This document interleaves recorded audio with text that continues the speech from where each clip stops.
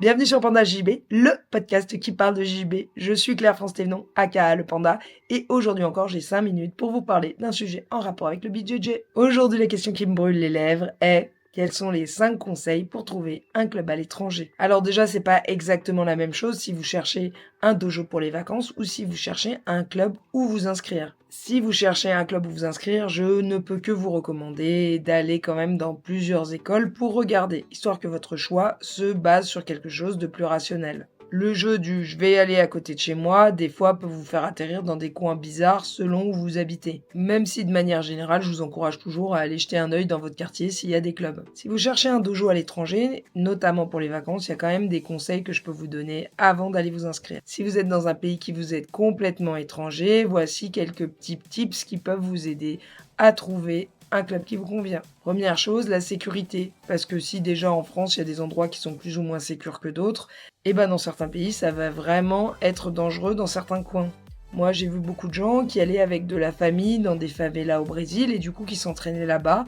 Et ils étaient extrêmement bien reçus. Mais cela dit, si vous n'êtes pas issu d'une favela ou si vous ne venez pas avec quelqu'un, c'est par exemple le genre de choix que je vous déconseille. N'allez pas dans des quartiers réputés dangereux si vous ne connaissez personne et si vous êtes un étranger. N'hésitez pas à consulter en ligne ou demander à des gens qui peut-être connaissent le pays si tel ou tel endroit est dangereux. Oui, on sait que le jiu-jitsu brésilien est aussi un art martial de self-défense, mais je ne vous encourage pas à tester face à un pistolet avant ou après le cours. Deuxième chose, comme un restaurant, vous allez regarder les notes sur Google. Alors, si les notes sont hautes, ça ne signifie absolument pas que le club est incroyable. Cela dit, méfiez-vous surtout si les notes sont très basses. Après, c'est pareil, c'est une question de ratio.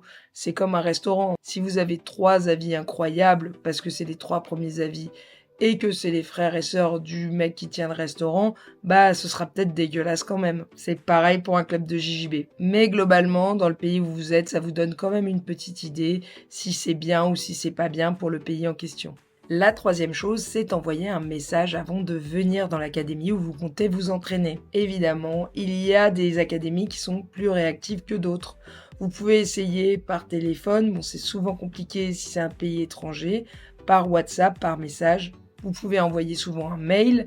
Les mails, c'est pas toujours lu. WhatsApp, tous les clubs ne l'ont pas. Mais globalement, c'est aussi une bonne façon d'avoir un contact. C'est bien d'être annoncé parce que des fois, ça vous permet d'avoir des horaires qui sont pas toujours à jour sur Google ou sur le site internet de l'académie. Envoyer un message pour annoncer sa venue, c'est souvent mieux. Ça vous permet aussi de savoir s'il faut un kimono particulier ou s'il y a des frais pour s'entraîner. Quatrième chose à faire, vous pourriez demander à votre professeur. Évidemment, il y a des pays où il ne connaîtra personne, mais il y a peut-être des pays où il a des amis, des pays où il connaît des gens pour aller s'entraîner, où il pourra se renseigner pour vous faire peut-être mieux accueillir. Cinquième point, essayez de cibler le type de club où vous voulez aller. Par exemple, en Californie, il y a énormément de clubs et il y en a qui sont peut-être très loin du lieu où vous allez résider.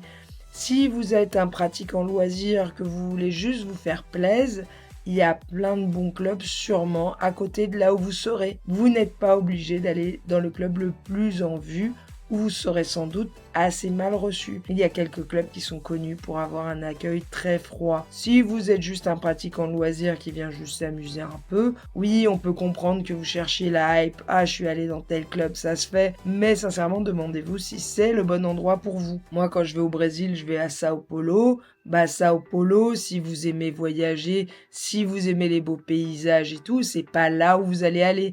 Moi, c'est parce que le jiu-jitsu est plus important pour moi que d'aller à la plage. Si ça vous fait kiffer d'aller à la plage et de faire du jiu-jitsu, mais il y a un paquet de super écoles sur Rio. Maintenant, si vous voulez faire du jiu-jitsu en plus qu'autre chose, mais il y a plein d'autres coins au Brésil qui seront peut-être plus intéressants pour vous. Maintenant, si vous cherchez un club à l'étranger, pour les filles, je vous conseille fortement d'aller sur le site internet du club et sur la page Google du club pour regarder s'il y a des photos de féminines, notamment sur Google. Si vous voyez beaucoup de photos avec des gars torse-poil et que vous ne voyez jamais aucune féminine, on l'a déjà dit, c'est un gros red flag. Voilà, c'est tout pour aujourd'hui. On se retrouve prochainement sur TikTok, Facebook, Instagram et tout le tout team. On se retrouve sur Panda JB, le podcast qui parle de JJB.